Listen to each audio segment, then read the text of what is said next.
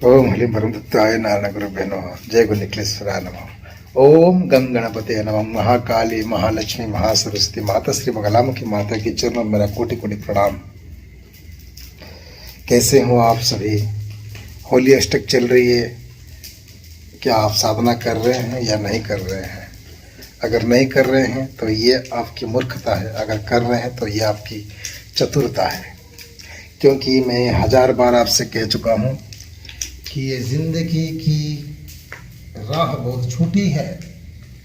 जीवन एक पानी की बूंद है, जैसे पानी की बूंद नीचे गिरने से फट जाते हैं, ऐसे ही मनुष्य जीवन कब फटेगा, कब विस्फोटक होगा, कोई भरोसा नहीं है। जिंदगी बहुत छोटी है और हमारे पास वक्त बहुत कम है। मित्रों, आप सभी जो प्रॉब्लम में आप फंसे रहते हो, कोई किसी का घर का प्रॉब्लम है, किसी का परिवार का प्रॉब्लम है, किसी का धन का प्रॉब्लम है, किसी का दुकान नहीं चल रहा है, किसी की बिजनेस नहीं चल रहा है, किसी की पत्नी छोड़ के चला गया है, किसी का पति छोड़ के चला गया, किसी की प्रेमिका छोड़ के चला गया, किसी का प्रेमिक छोड़ के चला गया है, किसी का विद्या नहीं हो रहा है, किसी का चोरी हो रहा है, किसी को तंत्र हो रहा है, कोई भूत भेज रहा है, कोई पिशाच भेज रहा है, घर में अशांति है,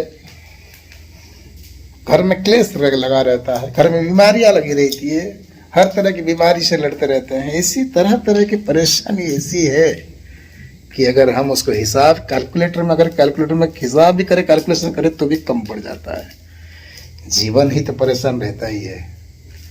अगर जीवन में परेशानी नहीं रहेगा तो भी मजा नहीं है। और जो लड़ नहीं सकता है, जिसका मजा नहीं आता है, तो उसको सीधा भगवान के सामने आना पड़ता है और माता के शरण में आना पड़ता है। ये देख रहे हैं, आज की होली अष्टक की आज 5वें दिन की पूजा है। आज मार्च 5 तारीख रात्रि से रविवार की रात्रि है। माँ बगलामुखी की हवन चल रही है।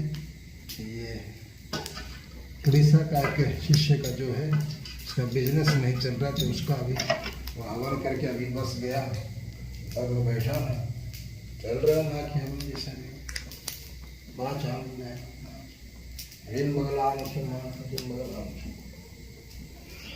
तो इसी तरह तरह की जो है, आप जो लोगों के पास दौड़ते हो, बाबाओं के पास जाते हो, गुरुओं के पास जाते हो, तांत्रिकों के पास जाते हो, जाते जाते भागते भागते भगाते, वो भगाते हैं, आप भागते हो, भगाते हो, भागते हो, और भगाने में पैसा आता है और भागने में पैसा जाता है। जब तांत्रिक के पास भागते हो तो पैसे की गड्डी लेके भागते हो, जब तांत्रिक भगाता है खाली हाथ भगा देता है। जय माई की लीला जैसी है।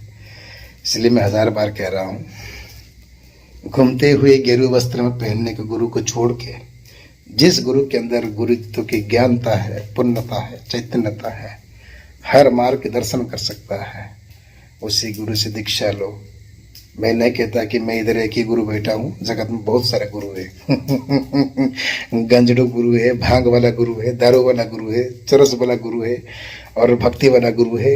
इन सब से आपको जो उत्तम गुरु लगे वो आपको बेच ढूंढना है और उसी से आप दीक्षा लेकर आपके जीवन में अपनी जो भी तकलीफें हैं, या तो आपकी जन कल्याण के लिए हैं, या तो आपको मुक्ति प्राप्त करने के लिए हैं, या तो आपके कोई कार्य के लिए, आप खुद साधना करें, जब तक करें, खुद हवन करें, आपकी जीवन की हर परेशानियां आप खुद मिटाएं।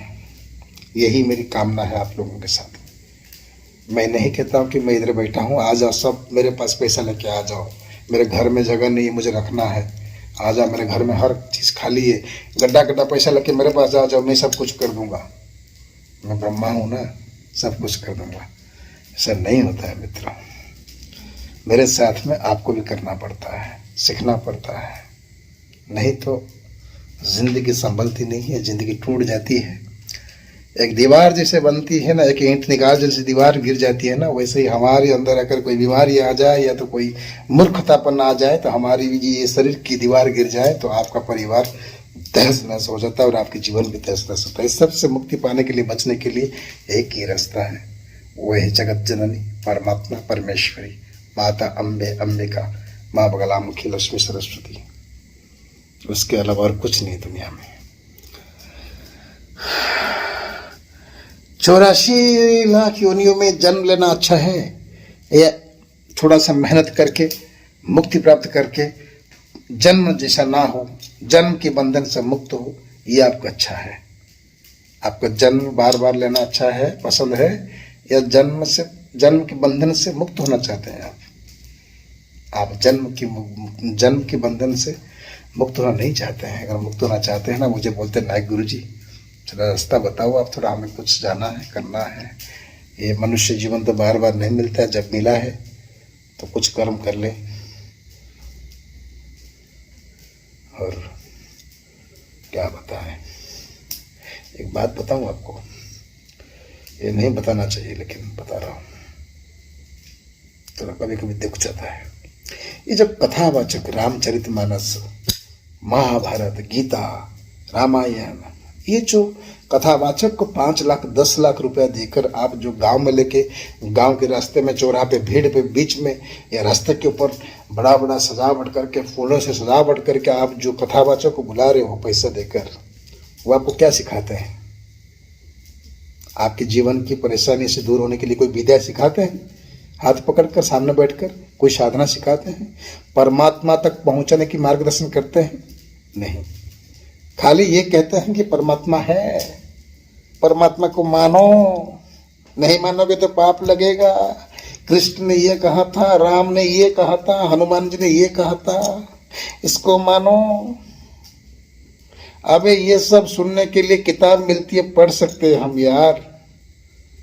5 लाख 10 लाख देकर तुमको बुलाने की क्या जरूरत है? तुम जो बोलोगे वो भी किताब में ही लिखा है, और हम उसको जब पढ़ के सुन सकते हैं तो इतने पैसा खर्चा करके, भीड़ लगाकर क्या जरूरत है? जरूरत है उस जगह पर भीड़ लगाओ, उस जगह पर पैसे खर्चे करो, उस जगह पर आप अपनी समय जाया करो जिस मनुष्य के पास तुम्हें सिखाने का गुण हो। राम है, राम तो है, छोटे बच्चों के मालूम है। राम कहाँ है? राम से मुलाकात कैसे होगी? राम के पास कैसे जाए? राम जी को, प्रभु जी को हमारे सामने कैसे उपस्थित करें? ये रास्ता चाहिए। राम ने रावण को मारा, मैं तो किताब में पढ़ा बचपन से।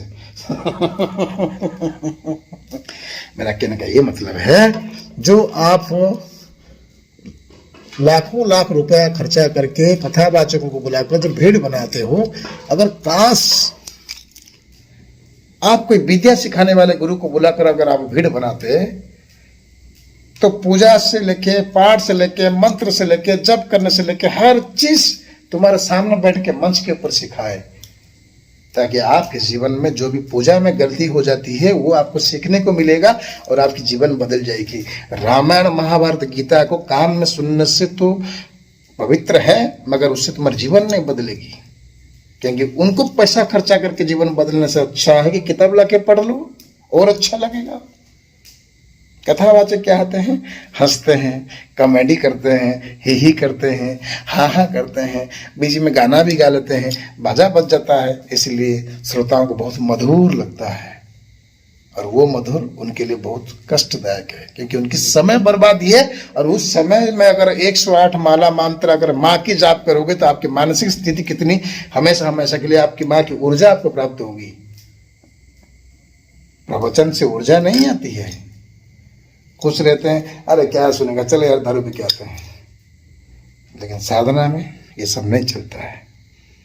मेरा कहने का मतलब है, किसी गुरु को बुलाकर आपके जगह पर कुछ ज्यादा नहीं है, 100-200 लोगों को रुपए, 100-200 लोगों को जमा करो, अपने रिलेटिव को जमा करो, अपने गांव वालों को जमा करो, और सदगुरु को बुलाओ, उनको मंच में बिठाओ, और आप उसके सामने बैठ के गुरु से बोलो, हे गुरुदेव, आप जब आए हैं, आप हम लोगों का हाथ पकड़कर हमें ऐसी मार्गदर्शन करें ताकि हमारे घर में पूजा करें और पूजा साधना करें, परमात्मा से मिले और हमारे हर घर की हर परेशानी दूर हो जाए। ये सोचिए। जय मां मंगलामुखी माता जी की जय।